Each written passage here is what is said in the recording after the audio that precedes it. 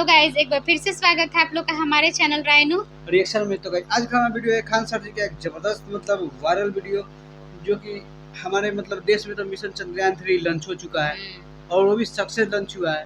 कोई दिक्कत नहीं हुआ, कोई परेशानी नहीं हुआ, सही से लॉन्च हो चुका है। इस पर खान सर ने बताया कि कैसे चंद्रयान 3 पहुंचेगा वहाँ पे। तो चलिए पहले देखते हैं वीडियो, खान सर क्या बताया क्या नहीं बताया, तो हम अपना रिएक्शन देगा। आप लोग भी जाकर कमेंट में अपनी जरूर दीजिए। तो गाइज मैं अनुपमा, मेरा नाम अनुपम है। कैसे हो आप सब? आई होप आप सब अच्छे होंगे, स्वस्थ होंगे, मस्त होंगे एंड सेफ होंगे। तो गाइज चैनल पे नए आए हैं तो प्लीज हमारे चैनल को सब्सक्राइब कर लीजिए, बेल को प्रेस कर लीजिए। वीडियो अच्छी लगी हो तो लाइक एंड शेयर और कमेंट करना तो बिल्कुल मत भूलिए कि वीडियो आप लोगों को कैसी लगी। तो चलिए देखते हैं। आप लोग बिल्कुल स्किप मत कीजिएगा, बहुत मजा हमारा वीडियो को देख के, बहुत नॉलेजफुल वीडियो है। हाँ, तो चलिए लेके चलते हैं आप लोग को वीडियो में, देखते हैं पहले वीडियो कैसा है, फिर आप लोग देखिए वीडियो देखने के बाद हमारा रिएक्शन कैसा है। तो चलिए let's start the video now. होता है कई टुकड़ों में होता है, इसे एक खड़ा असेंबल करने में बहुत टाइम लगता है। ये कई फीट 5-6 मंजिला इमारत के बराबर होता है। छोटा तो होता नहीं, आप इसे एक साथ रख सकते हैं। जैसे हम बात करें ये रॉकेट के, सपोज करिए कि ये टुकड़े हैं, इन्हें हमें एक के ऊपर एक जोड़ना है, तो हम यहाँ आराम से आप देख सकते हैं कि इस पे हम जोड़ दिए, तो हमारा हाथ यहाँ तक पहुंच गया तब ना जोड़ दिए। अगर ये 20 फीट का ऊंचा रहता, हमसे भी ऊंचा, तो नहीं जोड़ पाते। यही प्रॉब्लम हो जाता है इसरो के सैटेलाइट रॉकेट्स के साथ। इन रॉकेट को कई टुकड़ों में लाया जाता है और यहाँ रख के क्रेन की मदद से खींचा जाता है।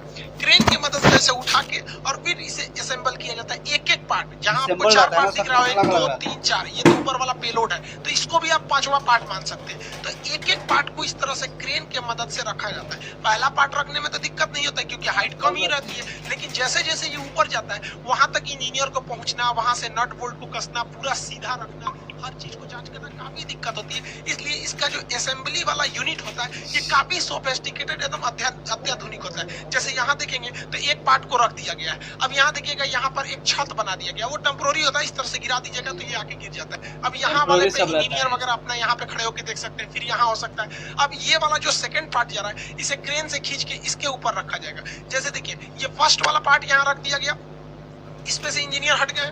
अब देखिए यहाँ पर ये लोग यहाँ पर अपना वर्क कर रहे हैं। जब ये हो जाएगा तो ये वाले छत को खोल दिया जाएगा, फिर इस छत को यहाँ पर ऐसे नीचे गिरा दिया जाएगा ताकि वो लोग काम कर सके। ये असेंबली यूनिट होती है, कई फ्लोर बाई फ्लोर होती है जिसमें जोड़ा जाता है। जैसे ये देखिए यहाँ आपको दिख रहा है रॉकेट का एक नीचे वाला पार्ट है। कैसे? जैसे ये रॉकेट ऊपर में भी भूरा है, नीचे में भी ब्राउन कलर का है, तो ये ब्राउन वाला दिख रहा है, ये सेकंड पार्ट, एक पार्ट है जो उसके नीचे है।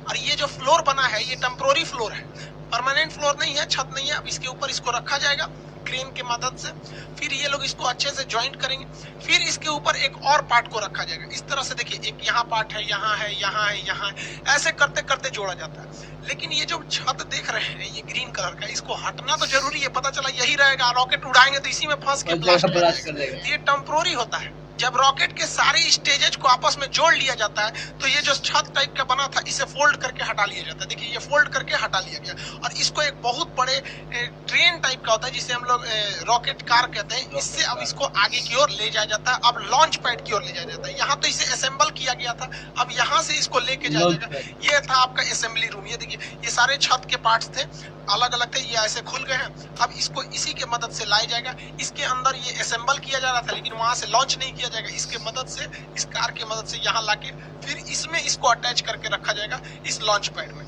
इसरो के पास अभी फिलहाल में 2 लॉन्च पैड है। एक लॉन्च पैड से हो नहीं पाता था, इसलिए इसरो जो थी अपने असेंबली लाइन को, जैसे यहाँ देखिए एक असेंबली यूनिट यहाँ था, एक नया यहाँ बना दिया गया।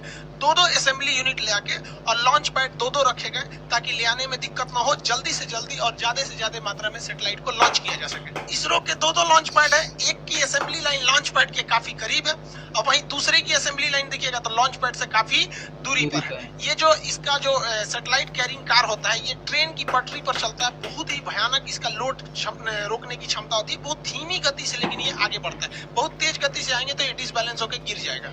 रॉकेट की एक सबसे बड़ी समस्या है कि जब ये उड़ता है तो इसके नीचे से इतना थ्रस्ट निकलता है, इतना आग निकलता है कि ये रॉकेट खुद ही जल जाएगा, इतना ज्यादा मात्रा में रहता है। इसलिए इसमें थ्रस्ट निकलने के लिए नीचे एक कैनाल बना दिया जाता है, गड्ढा, और यहाँ देखेंगे तो यहाँ आपको सुराख मिलेगा, छेद। तो इससे जब रॉकेट का जो आग निकलेगा वो नीचे चला जाएगा और ये इस साइड से आग निकलेगा। नहीं अगर ये छेद नहीं बनाएंगे या ये गड्ढा नहीं बनाएंगे तो यहीं पर इतना आग लग जाएगा कि लॉन्च पैड सहित यही जल सकता है। यहाँ देख सकते हैं आप आराम से कि इसमें जो सुराख था इसका जितना थ्रस्ट है इसमें गया और इस साइड से दोनों साइड से निकल रहा है। तो ये कैनाल बनाना जरूरी है, वरना ये अपने में थ्रस्ट करके बच जाएगा, वहां पे ब्लास्ट करके मतलब ये खुद ही जल जाएगा। यहाँ नीचे गिरा और इस तरह से दोनों डायरेक्शन में हट गया, या ये इस डायरेक्शन में जाता है ताकि वो ज्यादा से ज्यादा आग को अलग डायरेक्शन में फैला सके। जब सैटेलाइट को लॉन्च पैड पे रखा जाता है तो इसमें जितने सेंसर वगैरह होते हैं वायर से ये लोग कनेक्टेड किए रहते हैं। इसमें जितनी चीजें होती है ये कनेक्ट करके रखी गई रहती है। जब काउंटडाउन उल्टी गिनती चालू होती है 48 घंटा पहले से, अगर इसमें भी कोई गड़बड़ी पाई जाएगा तो यहीं पे रोका जा सकता है, और अगर गड़बड़ी नहीं पाई गई तो रॉकेट को लॉन्च कर दिया जाता है। लेकिन समस्या क्या होती है, जो इसमें फ्यूल रखा जाता है तो जो फ्यूल रहता है उसे बहुत ही कम टेम्परेचर पे रखा जाता है और 2 दिन पहले ही इसकी पूरी तरह तैयारी कर दी जाती है। तो इसे धूप में छोड़ने से क्या होता है, उसका टेम्परेचर बढ़ सकता है, अंदर रिएक्शन वगैरह हो सकता है। इसलिए इसके बाहर एक इंसुलेटर की परत लगा दी जाती है। देखिए एक परत लगा दिया जाता है इंसुलेटर की इसके चारों ओर बाहर में, ताकि जो फ्यूल है वो हीट उस पे ना मिल सके। और जब ये लॉन्च करता है तो यही टुकड़ा नीचे गिरने लगता है। तो आप जब भी देखेंगे सैटेलाइट लॉन्च करते समय ये टुकड़े बाहर गिरते रहते हैं। ये फ्यूल को रोकने के लिए इंसुलेटर होता है जो हीट को अंदर जाने नहीं देता है। रॉकेट जब जमीन से ऊपर जाता है तो ये न्यूटन के तीसरे नियम पे काम करता है, ये थ्रस्ट धकेलता है और ये ऊपर जाता है। लेकिन आपको पता है कि पृथ्वी का अपना गुरुत्वाकर्षण क्षमता होती है, ये किसी चीज को अपनी ओर खींचती है। आप पृथ्वी से जितना ज्यादा करीब रहेंगे वो उतना ज्यादा खींचेगा। इसलिए रॉकेट को सबसे ज्यादा ताकत की जरूरत होती है तब जब वो जमीन छोड़ रहा होता है, क्योंकि वो पृथ्वी के करीब है। आप पृथ्वी को छोड़ के ऊपर जाएंगे या नीचे जाएंगे, जी की वैल्यू घटती है। या फिजिक्स के चैप्टर में पढ़ाए थे हम आपको, गुरुत्वाकर्षण वाले चैप्टर में। तो वहां पर यहाँ ज्यादा जरूरत है स्टार्टिंग पोजीशन में। इसलिए रॉकेट का ये जो मेन इंजन होता है, ये मेन पार्ट, इसके अलावे इस साइड से छोटे छोटे और रॉकेट जोड़ दिए जाते हैं जिन्हें हम रॉकेट बूस्टर कहते हैं। ये 6 की संख्या में होते हैं बूस्टर। अब जो PSLV का बूस्टर है वो छोटा होता है और GSLV का बूस्टर बड़ा होता है। आगे समझाएंगे दोनों में अंतर क्या होता है। यहाँ देखिए ये बूस्टर है, ये बूस्टर, और ये मेन रॉकेट है ऊपर। बूस्टर जो होते हैं शुरुआत में एक्स्ट्रा पावर देते हैं ताकि ये पावर बहुत तेजी से उड़ सके, और आगे जाकर बूस्टर खुल जाते हैं, धीरे-धीरे सब खुल जाता है, लास्ट में तो सैटेलाइट ही पहुंचती है। रॉकेट के ये साइड वाले जो बूस्टर होते हैं, इसके अलावा रॉकेट का 4 स्टेज देखिए, पहला, दूसरा, तीसरा, चौथा। ये ऊपर वाला ये होता है, इसे पेलोड भरा होता है, इसी को हम लोग बोलते हैं प्रोटेक्टिव केसिंग। ये ढक्कन के समान होता है। इसी ऊपरी भाग में हम लोग सैटेलाइट को रख के या जिस चीज को लॉन्च करना है उसको इसमें रख के भेज देते हैं। अब देखिए ये ऊपर वाला जो सैटेलाइट केसिंग होती है, देखिए साइड में ये हिस्सा है, इसी के अंदर हम लोग सैटेलाइट को रखे हैं। सैटेलाइट को रखने के बाद इसको जब ढक देते हैं तो ये पूरी तरह से बंद हो जाता है। जो रॉकेट का ऊपरी भाग देखते हैं ये खुला हुआ रहता था, यही वाला हिस्सा है। देखिए ये एक साइड में इधर खुला हुआ है, एक साइड में इधर खुला है, बीच में इसको बंद कर दिया जाता है। तो ये रॉकेट का बीच में बंद कर दिया गया। तो ये जो होता है उसका प्रोटेक्टिव केसिंग होता है, इसी के अंदर सारे रॉकेट को भरे गए रहते हैं। इस बार जैसे देखिए, जैसे रॉकेट जाता है तो ये प्रोटेक्टिव केसिंग खुल जाता है, इसके अंदर सैटेलाइट होते हैं। इस बार वहाँ पे भागवत गीता और नरेंद्र मोदी का फोटो भी भेजा गया है। नरेंद्र मोदी का फोटो इसलिए भेजा गया कि जैसे ही मोदी जी 2014 में शपथ लिए थे तब भी उन्होंने सार्क की मीटिंग में कह दिया था कि इसरो सार्क देशों के लिए एक सैटेलाइट लॉन्च करेगी। पाकिस्तान बाद में उसमें से अलग हो गया। तो मोदी जी की विजनरी में इसरो का काफी ज्यादा योगदान रहा, मतलब वो इस साइंटिफिक चीजों को आगे बढ़ाते हैं। इसलिए इसरो ने इनकी तस्वीर को अंतरिक्ष में भी भेजा था। और भागवत गीता को तो शांति का एक संदेश के रूप में, कि भागवत गीता एक तरह का क्या है, मतलब कई तरह के जो सांसारिक सवाल होते हैं उनका एक उसमें जवाब एक तरह से कर लिया। जैसे मान के चलिए कुछ लोग कहते हैं कि हमारा जीवन बहुत कष्टमय हो गया है, भाग साथ नहीं दे रहा है, नसीब साथ दे रहा है। उन लोगों को कहते हैं कि भाई साहब कभी फुर्सत मिले ना तो भागवत गीता में कर्ण की जीवनी पढ़ लीजिएगा। बेचारा जब से पैदा हुआ और जब तक मृत सैया पर भी लेटा था तो भी अपना दांत तोड़ के, तो जो लोग को लगता है कि मेरा नसीब खराब है तो एक बार कर्ण का देखिएगा, फिर समझ में आएगा आपका दुख कितना बड़ा और कितना छोटा है। खैर अपने टॉपिक पे आते हैं। इस बार 28 फरवरी 2021 को इसरो ने लॉन्च किया, तो अपने साथ टोटल 19 सैटेलाइट को लॉन्च किया गया था। इसमें एक ब्राजील का बना हुआ वहां पर एमेजोनिया 1 नाम का सैटेलाइट था जो काफी महत्वपूर्ण था। इसे PSLV C51 रॉकेट से छोड़ा गया। इस रॉकेट का नाम याद रखिएगा क्योंकि इसके मदद से भागवत गीता और मोदी जी का फोटो भेजा गया है, तो ये थोड़ा इंपॉर्टेंट हो सकता है। ये PSLV की 53वीं सक्सेसफुल मिशन थी। अमेजोनिया 1 ब्राजील का जो सैटेलाइट है ये पूरी तरह से ब्राजील के जंगलों पर नजर रखेगा। ब्राजील का जो जंगल होता है ये वर्षा वन होते हैं, ये टोटल दुनिया का 20% ऑक्सीजन यहीं से निकल जाता है। इतने घने जंगल होते हैं कि इसके अंदर कई बार जंगल का ऐसा एरिया है जहाँ सूरज की रोशनी नहीं पहुंच पाती, इतने जंगल। लेकिन इन जंगलों की दो समस्या है, एक इन जंगलों में बड़ी तेज आग लग जाता है जिससे जंगल खत्म होने लगते हैं, और दूसरा यह क्या है कि यहाँ पे पेड़ों की कटाई बहुत भयानक चल रही है। पेड़ों की कटाई तो भाई सब पूरी दुनिया में चल रही है, हर जगह पेड़ काटे जा रहे हैं, और जिस रफ्तार से पेड़ों की कटाई चल रही है वह दूर नहीं, जब हरियाली के नाम पे केवल लड़की है। इसके लिए जो ब्राजील है वो अमेजोनिया 1 नाम का सैटेलाइट लॉन्च कर रहा है ताकि वो अपने जंगलों पर नजर रख सके। भैया जरूरी भी है, पूरी दुनिया का फेफड़ा कहा जाता है ब्राजील के जंगलों। इसमें 19 सैटेलाइट थे जिसमें एक अमेजोनिया 1, दूसरा महत्वपूर्ण था सिंधु नेत्र, ये भारत ने छोड़ा था। ये समुद्री क्षेत्र पर निगरानी के लिए किया गया क्योंकि घुसपैठ वगैरह न हो। आप याद कीजिए अजमल कसाब जैसे जो घुसपैठ हुए थे छोटे मोटे जहाजों से,